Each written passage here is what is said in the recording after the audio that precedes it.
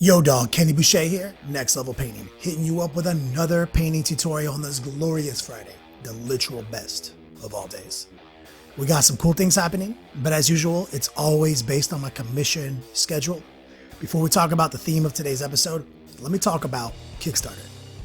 TheLongWar.net, exclusive home of all the battle reports and all of the early exclusive content to all these tutorials and webcasts and podcasts and etc.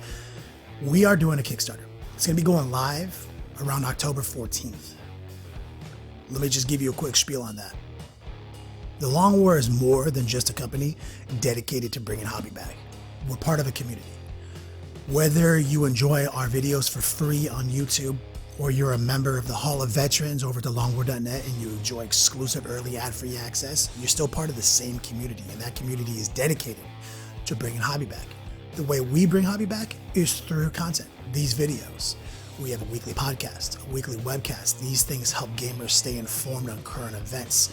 We also have painting tutorials, general hobby guides, also a pretty well-produced weekly battle report. These are all the things that we try to do on our end. What we're looking for is a little bit of support. We need a little bit of money so that we can keep pushing the envelope of quality.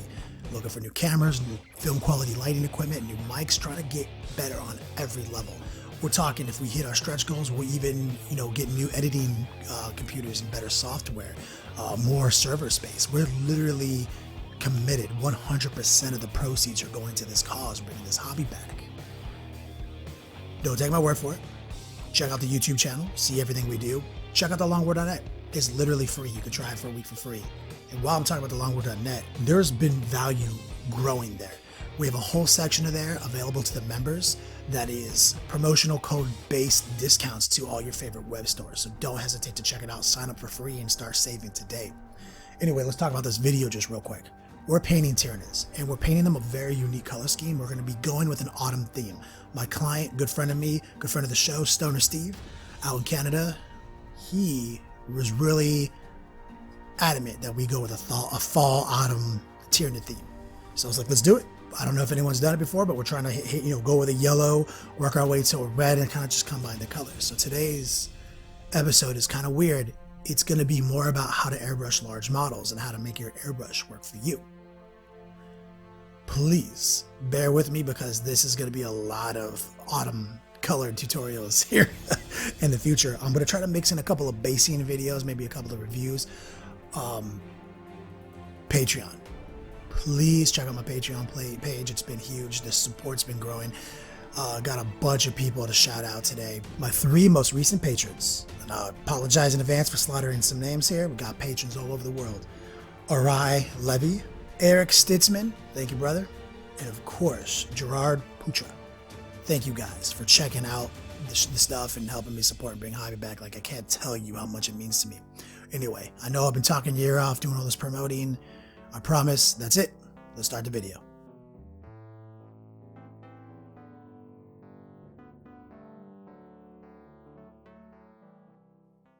Let's do this thing. Top 5 tricks to painting large models, especially while utilizing red and yellow.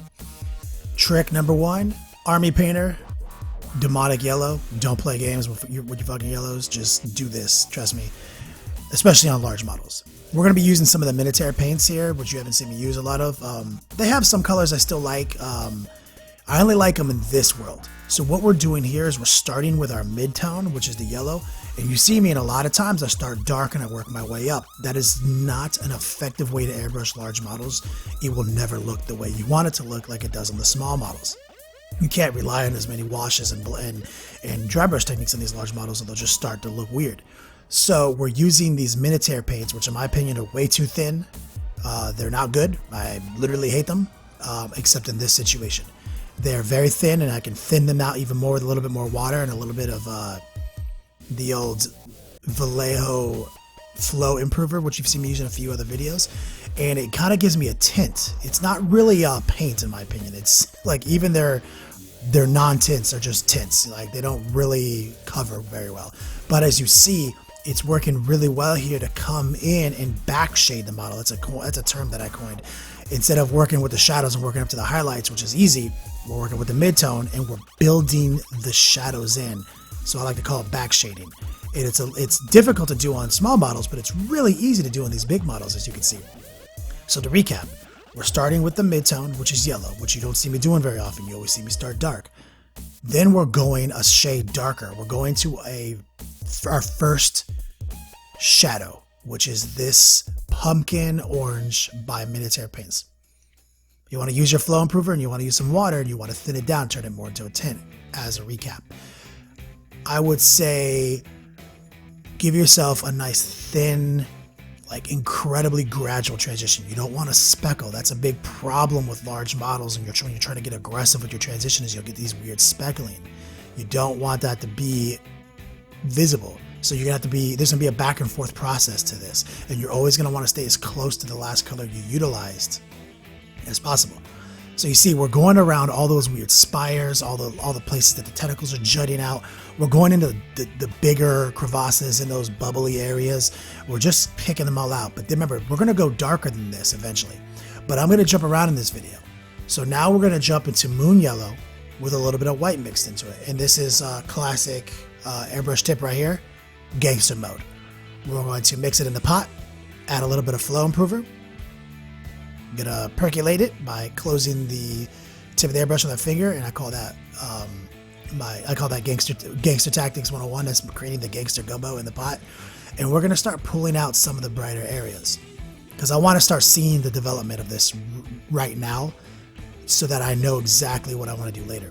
So we're gonna take some of these raised areas that have become more pronounced after we did our first shadow with that pumpkin orange, and we're gonna just start picking out and brightening some of these areas to give yourself that highlight, that's that illusion of raised surface where the light hits that, but it doesn't penetrate into deep areas and that part stays darker. So we're trying to keep it real natural. I normally don't like to add white to colors, but sometimes it's just the best way to work with the yellow. So add a little white in there, add a little bit of this highlight to the tips of these tentacles, to these bulbous like meat sacks, you know, all this gross flesh. It's an organic model, so you're just gonna have to go with it. It's not as simple as just trying to spray it from a zenithal highlight, 45 degree angle down. You don't want to do that. You want to be very, very subtle in the amount of trigger work you use on your airbrush. You want to let in a shitload of air in a very little bit of flow. And there it is, looking really good, getting a really good baseline. As we move forward in this, you're going to see some more tricks. Now we're going pure white. I just want to burn out some of these tips. I want to see what it's going to look like. But subtlety is the name of the game, as we said. It's a very thin mix. You don't want to play games here. You want to be very, very, very, very subtle. You don't want to speckle. You want to clean the tip of your airbrush as often as possible. You create a nice little highlight. Because I'm telling you, it's going to be a back and forth process. We're going to go back and forth more than once. But we want to see where the highlights are right now. So it's very, like I said, I cannot tell you with white. It is incredibly important to keep the tip clean or you're going to get speckling. But you see, we have a nice golden yellow transition going to a nice little deeper orange. It's still predominantly yellow. Going back to the Minotaur airline, we're going to take Hazard Orange. This is a really good orange for the next level of shading. Same deal, get it in your pot, thin it out, make it almost like a tint. And we're going to go in there and we're going to put the exclamation point on some of these shadows. Going to get into the nitty gritty, like the deeper area. This is going to be a thinner, more controlled highlight. And as I said before, this is kind of a trick to painting the large models. You want to just kind of go back and forth, go back and forth. You want to stay as close to the previous color. You don't want to just say, hey, it's yellow. Let's go to this Hazard Orange in one fell swoop. Because it's not going to work, dog. It's not going to look good. You're going to need to do the extra work and get the in-between steps. Which is, like I said, why we're not starting with this color and building up on top of it. It will never look the same. You want those pure yellows and those pure highlights. And if you try to apply those over this dark color, they will always look muted. Now we're going into Scarlet Red. This is an Airbrush Vallejo classic. I use this all the time. Same deal. Thin it down a little bit, use your airbrush flow improver, and we're going to put that final pow on those highlights we just added with the Hazard Orange. Go in there, find the spots right where the tentacles meet the body of this pod, right where the protrusions are, like the deepest but most thin subtle lines. And you see what we're getting here is an incredibly organic model. It is looking really good. We're not relying on washes. We're not relying on dry brushes. We're just letting the airbrush naturally enhance the shapes of the model, letting the light do a lot of the work. And we're just helping the light by trying to create natural, subtle, and soft transitions. We're moving into one of the other secret tricks, one of the simple tricks to working on large models. And that is separate as many parts of the model as possible. Don't try to glue a bunch of shit on and try to paint around that. That's just not going to work. So here we go. This is the carapace. This is the armor of the model. And we decided to go with red here to kind of keep that fall theme. And we're going to work that red back into the yellow. Yet again, ancient Chinese trick, army painter. This is chaos red. We primed them all chaos red, and now we're jumping straight into scarlet red. And now on this, we are going to work from dark to light. But you are going to see it's a struggle. We're not going to be able to just make it pop to this scarlet red. This is not very easy on the large model. On a small model, it works a lot easier. But since we're trying to maintain these incredibly subtle transitions, you can't just lay it on thick. It will be very visible and it will look like pure shit. So this is kind of the subtlety and the patience you have to exercise with the larger models.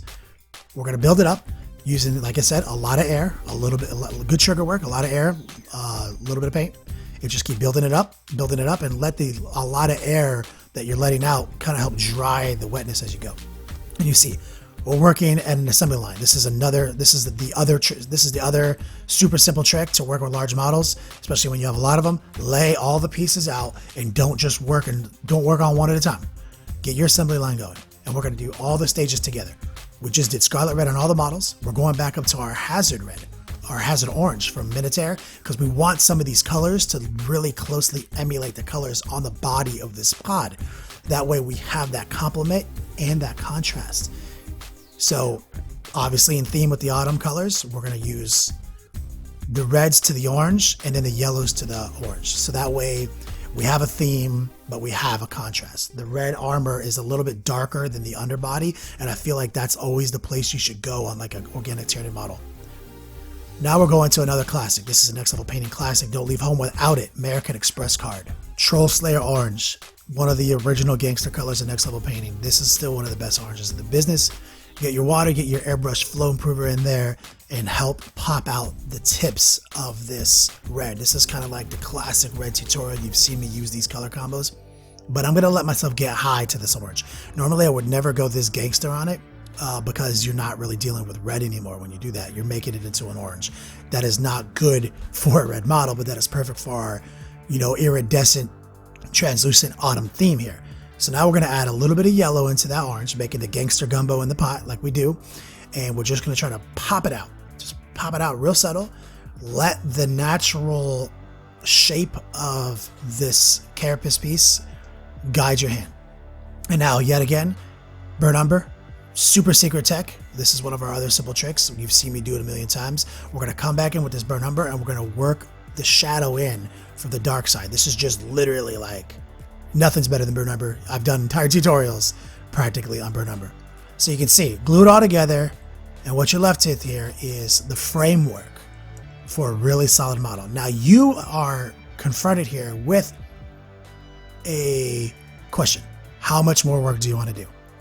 That is the final piece of wisdom I will give you. Do more work. We're going to go in my hand and we're going to paint these claws and these talons. We're going to paint them green. It's a weird color, but it is kind of in theme with our autumn theme, like forest green with autumn leaves turning. I feel like these are all colors of this time of year. So I'm gonna go through and just kind of like start knocking out the greens on all the talons. We're gonna put them in anywhere that we feel like we should have an extra detail.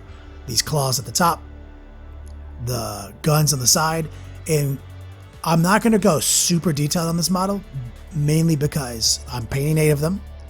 I have now had to assess what the detail level and commitment level to essentially a dedicated transport is in this army. How much work are we going to put onto this? It already takes a solid 2 days to paint 3 of them, so you definitely have to make the decision. So I'm making the airbrush work for me. And that's another huge piece of wisdom for these large models. Now that we painted all that forest green on there, we're going back to a classic OG next level painting trick. Necrotite green from the Privateer press line, and we're gonna fade Necrotite green on the tips of everything we possibly can to give us yet another interesting transition where the tentacle goes from dark to light and then dark to light again on the talon. We're gonna do the same thing in the talons here on the top of this pod. I'm gonna bring them down, give them almost a just neon-y glowing effect, like they're just, you know, but you want to be subtle here, but you want to build it up. You want to do as many layers as you need to get the green to pop. I think it's going to take about 2 passes with the airbrush. I'm just kind of showing you where I'm trying to put it. It's not easy, but you see there it is, starting to build up that green. And we're going to go through, build up that green and hit it as many times as you need to get it to be a true bright poppy green. The final piece of green tech after this is going to be on those little guns that stick out on the sides of the pot. And we've already gone in there and painted a sliver of forest green. And we went in there and just quickly did a quick little fake OSL. Literally, I'll do a whole video on OSL later, but what you see here now is a model that we let the airbrush do the work on us. We time assessed it, we decided what our commitment level was to it, but also we made it a management project. I have painted 8 of these now, all like this, all at once, but I only showed you 1 in this video.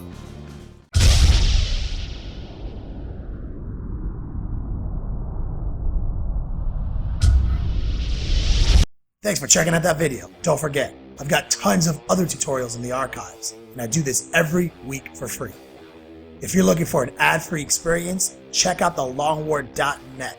All these videos come out a week early with exclusive access and exclusive downloads and ad-free. Also, check out my best friend Rob Bear at Spikey Bits, and of course the Long War YouTube channel for all the freshest battle reports. Thanks for watching.